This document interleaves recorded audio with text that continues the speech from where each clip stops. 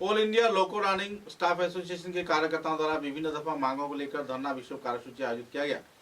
पूरे देश के साथ संगति रखते हुए बराकाटी के साथ साथ लामडिंग तथा उत्तर पूर्वांचल के कई क्षेत्र में ऑल इंडिया लोको रनिंग स्टाफ एसोसिएशन के कार्यकर्ताओं द्वारा यह धरना कार्यसूची आयोजन किया गया। इस संदर्भ में क्षुब्ध कर्मचारियों ने विस्तारित जानकारी भी प्रदान की।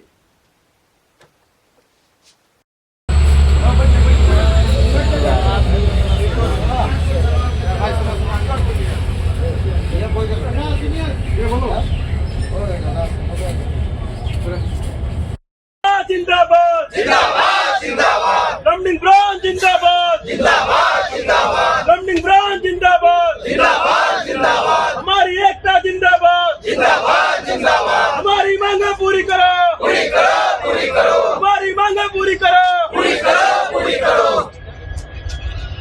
हमारी मांगे पूरी करो ड्यूटी आवर 9 घंटा करना होगा।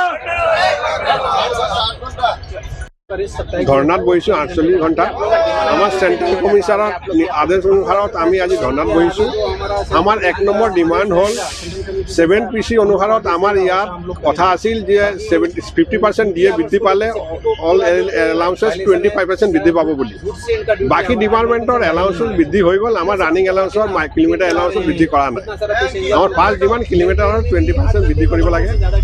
সেকেন্ড ডিমান্ড হল আমাৰ কিলোমিটাৰ যিকেইটা পাও একচুয়াল এলাউন্স কিটা হ'ব লাগে টেক্স ফ্ৰী। আজিলৈ আমাৰ 6 পিসি কৰা টেক্স ফ্ৰী দি আছে অনলি 10,000। আমি আপুনি 20,000 টকা 30,000 টকা টেক্স এলাউন্স পালে ফ্ৰী পাই 10,000। আমি ডিমান্ড কৰিছো টিএ টেক্স ফ্ৰী হ'ব পাৰে, তো আমাৰ এলাউন্স টিএৰ এগনিশ্যন আমাৰ এলাউন্স দি থাকে, এলাউন্সৰ টেক্স ফ্ৰী হ'ব লাগে। আপোনালোকে ৰেষ্টৰ কথা এলং কৰিছে তাতে 16 ঘণ্টা বুলি লাগে আপোনালোকে। সেইটো ৰেষ্টটো আছে, সেকেন্ড পইণ্ট আহি আছো। থার্ড পয়েন্ট আমার রেস্ট, আমার এতিয়া রেস্ট হয় নর্মাল রেস্ট 16 ঘন্টা, উইকলি রেস্ট দিয়ে আছে 30 আওয়ার্স 30 ঘন্টা। আমার একচুয়াল রেস্ট হ'ব লাগে 16 ঘন্টা আৰু 30 ঘন্টা 46 আওয়াৰ্স। এতিয়ালৈ ৰেল প্ৰশাসন 46 আওয়াৰ ৰেস্ট দিয়া না, 30 ঘন্টা ৰেস্ট দি আৰু আন্ডাৰ ৰেস্টও যাব লাগে। কেতিয়া কেতিয়া শৰ্টেজ অফ ক্ৰু আছে আমাৰ। এতিয়া বিঅ'এ যিমান আছে লামডিঙত হ'ব লাগে, পোষ্টত ফিল আপ কৰা নাই। বহুত ধীৰে ধীৰে লাহে লাহে ফিল আপ কৰি আছে। আমি এইটো সোনকালে ফিল আপ কৰিবলৈ ৰেল প্ৰশাসনক অনুৰোধ জনাইছোঁ, তাকি আমি আণ্ডাৰ ৰেষ্ট ডিউটি কৰিব নালাগে। আণ্ডাৰ ৰেষ্ট ডিউটি কৰিলে ৰেলৰ সম্পত্তি আৰু যান মালৰ লোকচান হ'ব। কিলোমিটাৰ প্ৰতি 25% বৃদ্ধি কৰাৰ কথা কৈছে। টিএটো আমাৰ টিএ নিদিয়ে, টিএৰ জৰিয়তে আমাক দি থাকে কিলোমিটাৰ এলাউন্স। টিএটো টেক্স ফ্ৰী আছে আৰু টিএটো বৃদ্ধি পাই গ'ল 25%। আমি সেইকাৰণে টিএত যেতিয়া 25% বৃদ্ধি পাইছে, আমি ডিমাণ্ড কৰিছোঁ আমাৰ কিলোমিটাৰ এলাউন্সত 25% বৃদ্ধি কৰিব লাগে।